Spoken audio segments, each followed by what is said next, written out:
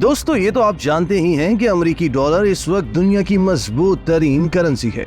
सिर्फ यही नहीं बल्कि इस करेंसी को गैर सरकारी तौर पर सोने जैसा मकाम हासिल है। IMF के मुताबिक दुनिया भर में मौजूद 62% मालियाती ज़खायर इसी करेंसी में महफूज किए जाते हैं। दोस्तों डॉलर क्या है, उसने इस मकाम तक पहुंचने के लिए अपना सफर किस तरह तय किया। दुनिया के तकरीबन 31 ममालिक में या तो अमेरिकी डॉलर सरकारी करेंसी के तौर पर राइज है या फिर उन ममालिक में सरकारी करेंसी का नाम भी डॉलर है, जबकि दीगर 66 ममालिक की करेंसी की कदर का दारोमदार अमेरिकी डॉलर से जुड़ा हुआ है। गर्ज ये कि शुमाली कोरिया से लेकर साइबेरिया जैसे दूर दराज मकामात तक अमेरिकी डॉलर बतौर करेंसी इस्तेमाल होता है। वो डॉलर जिसका आगाज 2 अप्रैल 1792 को हुआ।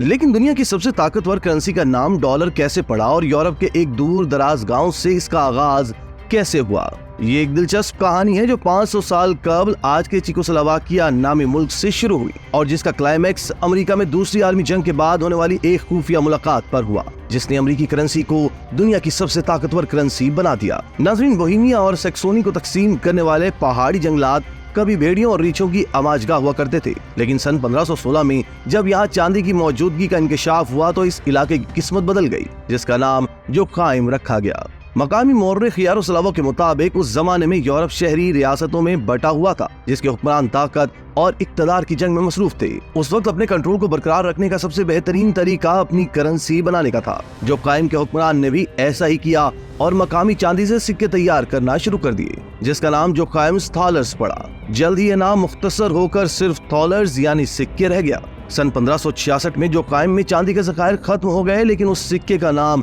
उस वक्त तक यूरोप में इतना आम और मशहूर हो चुका था कि जब जर्मनी की सल्तनत, जिसे उस जमाने में होली रोमन एम्पायर के नाम से पुकारा जाता था, ने मुख्तलिफ मकामी करेंसियों और सिक्कों के लिए एक ही मखसूस हजम और चांदी की किस्म को तय करने का फैसला किया तो कुर्रे फाल जोखाइम थालर के नाम निकला।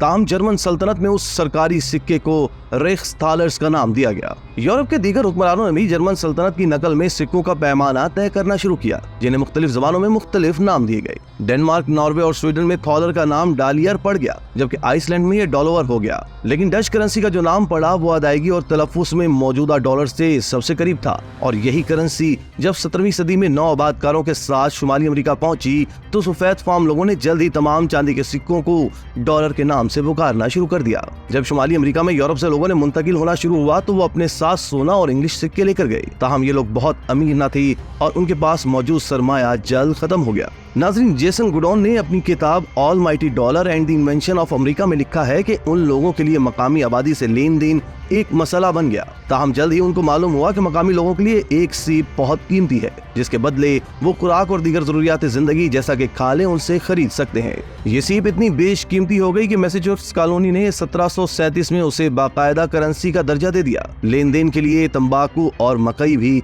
इस्तेमाल हुआ करते थे। ताहम खरीदो फरोख्त के लिए पेचीदा निजाम काफी मुश्किलों का बाइस बन रहा था। इन मसाइल के हल में शुमाली अमेरिका पर हुकूमत करने वाले बरतानवी भी एक रुकावट थे, जिन्होंने सोने और चांदी के सिक्कों की बरामद रोक रखी थी और मकामी लोगों को अपने सिक्के तैयार करने की इजाजत भी नहीं देते थे। ऐसे में हस्पानवी सिक्के भी बतौर करेंसी इस्तेमाल हुए। दोस्तों, बरतानिया का यही रवैया बाद में टैक्सों के निफाज समेत शुमाली अमेरिका में बगावत और अलहदगी की वजह बना और 1783 में अमेरिकी कॉलोनियों ने बरतानिया को शिकस्त देकर आजादी हासिल कर ली। ताहम उस जंग की वजह से तमाम रियासतें माशी बहरान का शिकार हो गईं, क्योंकि ये एक तवील और महंगी जंग थी। ऐसे में अमेरिकी कांग्रेस ने कागजी करेंसी का इजरा किया, लेकिन जंग के बाद ये कागजी करेंसी बेवकत थी और जल्द से जल्द नए मुल्क की मईशत को संभालने की जरूरत थी। यूं 1785 में अमेरिकी कांग्रेस ने न्यूयॉर्क में एक इजलास के बाद डॉलर को रियासत हाय मुत्तहिदा अमेरिका की सरकारी करेंसी का दर्जा देने का ऐलान किया। अमेरिकी कांग्रेस ने तय किया कि $1 में 100 सेंट होंगे, लेकिन मुख्तलिफ रियासतों के दरमियान ये एक मुतनाज़ा मामला बन गया, क्योंकि रियासतें इस बात पर मुनकसिम थीं कि वफाकी हुकूमत को रियासती मामलात में किस हद तक मुदाखलत की इजाजत होनी चाहिए। यूं करेंसी के ऐलान के बावजूद पहला सरकारी टैक्स साल 1792 में कायम हुआ। मजीद 70 साल बाद यानी 1862 में जब अमेरिकी खाना जंगी अपने उरूज पर थी, अमेरिकी महकमा खजाना ने पहली बार बाकायदा कागजी डॉलर छापा, जो एक जानिब से काला और दूसरी जानिब से सब्ज था। इस रंग की वजह वो मखसूस केमिकल थे जिन्हें जालसाजी की रोकथाम के लिए छपाई में इस्तेमाल किया गया था। दोस्तों, अमेरिकी डॉलर पर मौजूद अलामत के बारे में मुसन्निफ एटलस शरगिड ने एक नॉवल में लिखा कि ये कामयाबी, सलाहियत, इंसानी तख़य्युल की अलामत है और यूनाइटेड स्टेट्स का मुखफ़फ़ है, लेकिन ये वाहिद नजरिया नहीं है। इस अलामत के हवाले से एक और रिवायत यह है कि सबसे पहले जब थॉलर सिक्का का इजरा हुआ तो इस पर एक मसीही क्रॉस पर बल खाता सांप नजर आता था, जो एक मजहबी कहानी की जानिब इशारा था, और अमेरिकी डॉलर की अलामत भी उसी सिक्के से अखज की गई है। एक और कहानी के मुताबिक ये अलामत हरकुलिस के सतून से मुस्तार ली गई, जो कदीम यूनानियों के दौर में स्ट्रीट ऑफ जिब्राल्टर या बाबुल मगरिब को बयान करने के लिए बतौर इस्तिलाह इस्तेमाल होता था। 18वीं और 19वीं सदी में हस्पानी डॉलर पर भी ये सतून इस्तेमाल किए गए थे। ताहम जो कहानी सबसे ज्यादा मशहूर है उसका ताल्लुक हस्पानवी सिक्कों से है। उस कहानी के मुताबिक मकामी हस्पानियों और सफेद फार्म अमरीकियों के दरमियान तिजारत में 1857 तक पैसो इस्तेमाल होता था, जिसका पूरा नाम पैसो डी ओचो रियाल्स था। ताहम वक्त के साथ इस पूरे नाम की जगह सिर्फ अंग्रेजी का हुर्फ पी और एस इस्तेमाल होना शुरू हो गए, जो गुजरते वक्त के साथ मौजूदा शक्ल इख्तियार कर गई। दोस्तों, अब सवाल यह है कि डॉलर दुनिया की ताकतवर करेंसी कैसे बना। दूसरी आलमी जंग इख्तिताम पसीर हो रही थी कि इत्तेहादियों को यह नजर आना शुरू हुआ कि उनकी अपनी मईशत तबाह हो चुकी है। उन्होंने सोचना शुरू किया कि जब बहाली का अमल शुरू होगा तो बैन अल-अक़वामी तिजारत किस करेंसी में होगी। उस वक्त 44 ममालिक के नुमाइंदे 22 दिन के लिए अमेरिका में ब्रिटेन वुड्स कस्बे के माउंट वॉशिंगटन होटल में इकट्ठे हुए। यहाँ जंग के बाद आलमी मईशत और तिजारत के मुस्तकबिल पर मुज़ाकरात भी हुए। यूरोपीय ममालिक जंग के नतीजे में तबाह हाल थे, जबकि अमेरिका के पास दुनिया में सोने के सबसे बड़े ज़खायर थे। एड कोनो अपनी किताब द समिट में लिखते हैं कि 22 दिन तक शदीद सियासी लड़ाई और बहस हुई। इस दौरान दो शख्सियात में दो बदू लड़ाई भी हुई, जिसमें बरतानवी जॉन केन्स एक आलमी करेंसी का तसव्वुर लिए हुए थे, जबकि दूसरी जानिब अमरीकी महकमा खजाना के हैरी डेक्स्टर थे।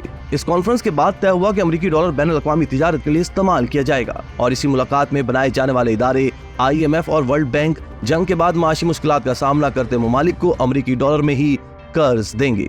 उस वक्त किसने सोचा होगा कि उन मुज़ाकरात के नतीजे में जदीद बैन अल-अक़वामी मईशत का बुनियादी ढांचा कायम किया जा रहा है, जो आज तक कायम है। इसी तरह की मजीद वीडियोस के लिए आप हमारा चैनल सब्सक्राइब करके बेल का आइकॉन प्रेस करें। इसके अलावा एलियाने कराची के लिए रोजनामा तशक्कुर हर स्टॉल पर मौजूद है।